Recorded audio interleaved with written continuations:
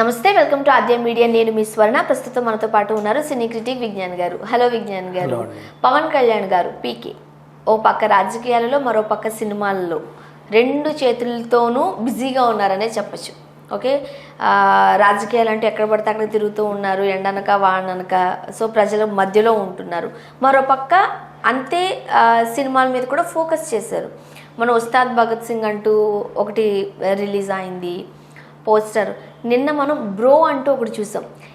ఈ బ్రో పోస్టర్లో మాత్రం అప్పుడెప్పుడో ఖుషీ టైంలో చూసిన పవన్ కళ్యాణ్ గారిలాగా అనిపించారు. ఈ మధ్యలో కాస్త మాస్ లుక్ కొంచెం పెద్ద తరహాగా ఉన్నప్పటికీ బ్రోలో మాత్రం అప్పుడు ఖుషీలో, తమ్ముడు సినిమాలో పవన్ కళ్యాణ్ ఎట్లా ఉండేవారు అలా చూసాం. ఏం చెప్తారు? ఫస్ట్ యాక్చువల్గా బిఫోర్ ద టైటిల్ రిలీజ్ మనకు వినోదయ సీతం తెలిసిందే, ఒక భగవంతుడి పాత్ర అండ్ ఇంకో భక్తుడి పాత్ర. సో అట్లా దేవుడి పాత్రలో ఈయన ఉన్నారు. సరే, మోడ్రన్గా కనిపిస్తున్నారు అంటే ఆ రీమేక్లో కథ లాంటిది, ఇక్కడ కూడా మోడ్రన్గానే కనపడాలి. ఆల్రెడీ కనిపించారు కదా ఈయన ఆ సినిమాలో, వెంకటేష్ గారు అండ్ పవన్ కళ్యాణ్ గారి సినిమాలో గోపాల. సో సరే, అయిపోయింది. ఆల్రెడీ తెలుసు మోడ్రన్ దేవుడు కాబట్టి మనం కూడా అట్లాగే చూస్తాము, అంతవరకు ఓకే, ఫైన్. నెక్స్ట్ ఆయన లుక్ అనేది నిన్న ఒకటి రిలీజ్ చేశారు. సో మోడ్రన్ దేవుడు కాబట్టి లుక్ ఎలా ఉందో అనుకోవచ్చు.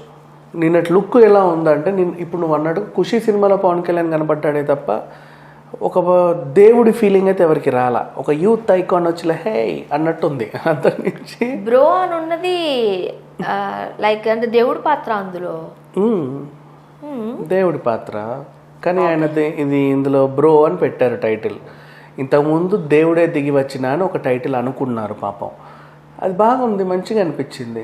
బ్రో అని పెట్టారనంటే మనం జనరల్గా ఇప్పుడు దేవుణ్ణి అయ్యగారు లేకపోతే పెద్ద ఆయన ఇట్లా సంబోధిస్తారు కదా, అట్లా దేవుణ్ణి దగ్గర చేసుకోవడం కోసం అలా పిలుస్తున్నారేమో. ఎవరి ఆనందం వాళ్ళది అనుకుంటే ఎన్నైనా అనుకోవచ్చు, కానీ ఎక్కాలి కదా, అది ఇంపార్టెంట్. అనుకోవచ్చు ఎన్నైనా, ఈవెన్ పాజిటివ్ చెప్పమంటే చెప్పిన దీని గురించి అరగంట సేపు చెప్తా. సో బట్ అట్లానే కావాలని నెగిటివ్ చెప్పట్లేదు, ఏమనిపించిందో అది చెప్తున్నాను అంతే. సరే, ఇప్పుడు వీళ్ళని కాసేపు పక్కన పెట్టి మనం ఒక చరిత్ర మాట్లాడుకుందాం. ఎప్పటి నుంచో దేవుడి పాత్రలు అంటే ఎక్కువ ఎన్టీఆర్ గారు వేసేవారు. నెక్స్ట్ అలాగే భక్తుడి పాత్రలు ఏఎన్ఆర్ గారు వేసేవారు ఎక్కువ, రైట్? అట్లా దిగ్గజాలు వాళ్ళు. అంటే దేవుడు అంటే ఎన్టీఆర్, భక్తుడు అంటే అక్కినేని నాగేశ్వరరావు. అంటే టైటిల్ పాత్రలే పోషిస్తారు మళ్ళీ. ఎక్కువ అలా చేసేవాళ్ళు. వాళ్ళకి తెలుసు వాళ్ళు ఎలా నప్పుతారు, ఏం చేయగలరు అని. నెక్స్ట్ ఆ వారసత్వం 2 అడుగులు కిందికి వేస్తే బాలకృష్ణ గారు కూడా దేవుడి పాత్రలు వేసేవాడు. అక్కినేని నాగార్జున భక్తుడి పాత్రలు వేసాడు. అలా హిట్. ఇప్పుడు అటు భక్త కన్నప్ప లాంటివి ఏవేవో తీసుకున్నా, ఇక్కడ శ్రీరామదాసు, అన్నమయ్య లాంటివి తీసుకున్నా, అట్లానే వీళ్ళకి దేవుడి పాత్రలు వేస్తే హిట్ అందుకున్న దాఖలాలు లేవు. ఆయనకి దేవుడి వేషం వేస్తే హిట్ అవ్వాల, ఈయన కూడా షిరిడి సాయి వేషం వేస్తే హిట్ అవ్వాల. వీళ్ళు కొంతమంది భక్తులుగా హిట్ అవుతారు, కొంతమంది దేవుళ్ళగా హిట్ అవుతారు. అంతవరకు ఓకే, లైక్. బట్ భక్తుడిగా అయినా దేవుడిగా అయినా ఆ టైటిల్లో వాడే అతనే హీరో మోస్ట్లీ. ఆయన పేరు మీదే సినిమా రన్ అవుతుంది. సో ఇప్పుడు ఇక్కడికి వచ్చేస్తే దేవుణ్ణి మనం దేవుడిలానే చూడాలనుకుంటే తెలుగు తెర లాంగ్వేజెస్ అంటే ఏమన్నా అనుకోవచ్చు, ఎట్లయినా కదా తెలుగు తెరలో దేవుడు అంటే దేవుడే. నిజంగా మనుషుల మధ్యలో దేవుణ్ణి పెట్టాలనుకున్నా కూడా కన్నయ్య, కిట్టయ్య, రాధా గోపాలం లాగా దేవుడు పక్కకు వచ్చి మాట్లాడుతూ ఈయనకు మాత్రమే కనిపిస్తా అట్లా తిరుగుతా ఆయన ఆడిస్తూ ఉంటాడు. అదంతే. దేవుడికి ఆ రూపం ఇస్తేనే దేవుడు అనే ఫీలింగ్ వస్తుంది. నువ్వు ఎంత పెద్ద హీరోనైనా సరే దేవుడు లాంటి మనిషిని చేయి, కానీ దేవుడిని చేయకు, అప్పుడు ఫ్లాప్ అవుతుంది. అది మనం చూసాము కలేజాలో మహేష్ బాబు. అట్లా కుదరవు కొన్ని. మహేష్ బాబుకే కూడా కుదరలా. ఆ తర్వాత మహేష్ బాబు సినిమాలు హిట్, అంతకుముందు హిట్. కానీ కలేజా కూడా హిట్టే. సినిమా అంతా హిట్, క్లైమాక్స్ ఫ్లాప్. అది ఎప్పుడైనా విన్నావా ఇట్లాంటివి? సినిమా అంతా హిట్ బట్ క్లైమాక్స్ ఫ్లాప్ అనేది ఈ సినిమాకే వింటుంది. అట్లా కలేజాకుండా ప్రాబ్లం అదే. ఆయన దేవుడు. అండ్ నెక్స్ట్ అలాగే గోపాల ఇరగదీసిన సినిమా ఏం కాదు, అది కూడా అట్లా ఆడిందే. అంటే జనాలకి అట్లా ఎక్కువ దేవుడిని దేవుడిలాగా చూడాలని అనుకుంటారు. ఈవెన్ రామోజీరావు గారు అబ్బాయి సుమన్ గారు కూడా దేవుడు వేషమే వేసాడు పాపం. ఉషా పరిణయం అని అదని కృష్ణుడు వేషాలు చేసాడు. ఇంకా చాలా మంది అది చిన్న తెర మీద బుల్లితెర మీద హిట్టే సుమన్ గారు. బుల్లితెర వెంకటేశ్వర స్వామి ఎవరు అని అంటే సుమన్ గారి పేరే చెప్తారు. ఈవెన్ వాళ్ళు దేవుళ్ళు కూడా వేరే రూపంలో రావాలన్నా కూడా గెటప్ ఇంచుమించు దేవుడి రూపం లాగానే ఇచ్చి తర్వాత డ్రెస్లు మార్చేవాళ్ళు. ఇప్పుడు అందులోనూ కూడా ఆ సినిమాలో శ్రీరామదాసు సినిమాలో రాముడు లక్ష్మణుడు దిగొచ్చి ఆయనకి డబ్బులు ఇవ్వాలి, డబ్బులు ఇచ్చి మాయమైపోవాలి. తర్వాత ఆయన కళ అనుకుంటాడు, చూస్తే నిజంగానే వచ్చారు. రామోజీ లక్ష్మోజీ ఎవరో కారు, సాక్షాత్ శ్రీరాముడు లక్ష్మణులనే ఒకటి ఇది ఉంది. వాళ్ళు వచ్చినప్పుడు వాళ్ళని చూసావా గెటప్.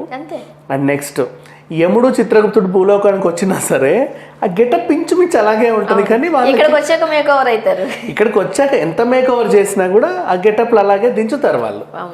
అవి ఇప్పరు. ఏంటి నీ వేషం కొంచెం డిఫరెంట్గా ఉంది, మేము అంతేలే అని చెప్పేసి అంటారే తప్ప వాళ్ళు అవి మార్చరు. అంటే ఆ ఫీల్ రావాలి మనకి. నీట్గా క్రాఫ్ వేసుకొని స్పైక్లు పెట్టుకొని ఇటు స్ప్రేలు కొట్టేసుకొని చింపిరేసుకొని హే అని దేవుడు అంటే ఎవరు అంటే జస్ట్ గ్లిమ్స్ కాబట్టి అలా వదిలేరేమో.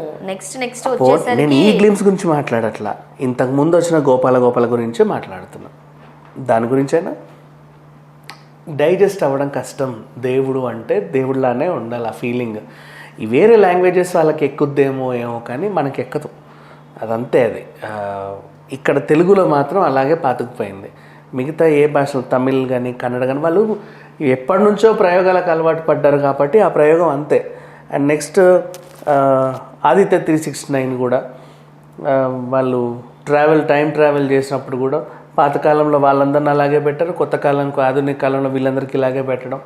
అదొక టైప్ ఆఫ్ ఇది ఉంటుంది, దాన్ని మనం మార్చలేము. సినిమాటిక్ ఫ్రేమ్ అంతే. అసలు ఆదిపురుషునే వాళ్ళు యాక్సెప్ట్ చేయట్లేదు. సినిమాటిక్ కొంచెం కొన్ని ఉంటాయి దానికి. అంటే ప్రేక్షకులు ఏదైతే యాక్సెప్ట్ చేస్తారో నువ్వు అది మాత్రమే తీస్తే అదే తీయమని కాదు, అలాంటిది తీ. అట్లీస్ట్ దగ్గరకు ఉంటుంది, నచ్చుతుంది, మెచ్చుకుంటారు, గుండెలకు హత్తుకుంటారు, అట్లాంటి ఫోటోలు పెట్టుకుంటారు. నువ్వు ఎట్లనో స్కూటీ మీద వచ్చేసి నేను దేవుణ్ణి అంటే యూ కాంట్ డైజెస్ట్. అండ్ ఇంకా నీకు చెప్పాలి అంటే మన యమ దొంగ యముడు దిగొచ్చాడు. దిగొచ్చిన తర్వాత ఫస్ట్ మనకు ఆ లుక్ ఇస్తాడు, తర్వాత అది గరిట అయిన తర్వాత ఫస్ట్ ఆమెకు అది వచ్చి మనల్ని అందులో ఇన్వాల్వ్ చేసిన తర్వాత అది యముడు అని అప్పుడు చూపించాడు. అంతేనా? ఫస్ట్ అయితే ఇన్వాల్వ్ చేయాలి. నువ్వు సడన్గా దిగుడే ఒక రకంగా దిగితే జనాలకి యాక్సెప్ట్ ఉండదు. నీకు ఫస్ట్ ఆ గెటప్లో నిన్ను యాక్సెప్ట్ చేయాలి. ఫస్ట్ పవన్ కళ్యాణ్ గారికి కూడా ఇప్పుడు కృష్ణుడో రాముడో ఏ దేవుడైనా ఫస్ట్ ఆ గెటప్ వేసే, మహావిష్ణువు అయినా సరే ఫస్ట్ ఆ గెటప్లో నేను నీకు కన్విన్స్ అవ్వాలి. ఆ గెటప్లో నేను నీకు కన్విన్స్ అయిన తర్వాత నువ్వు ఆ గెటప్ నుంచి మెల్లిగా బయటకు వచ్చి నన్ను కన్విన్స్ చేయాలి. చూద్దాం గ్లిమ్స్ కాబట్టి నెక్స్ట్ ఎట్లాంటి పోస్టర్స్ రిలీజ్ చేస్తారో చూస్తే ఒక ఐడియా వస్తుంది. Thank you so much.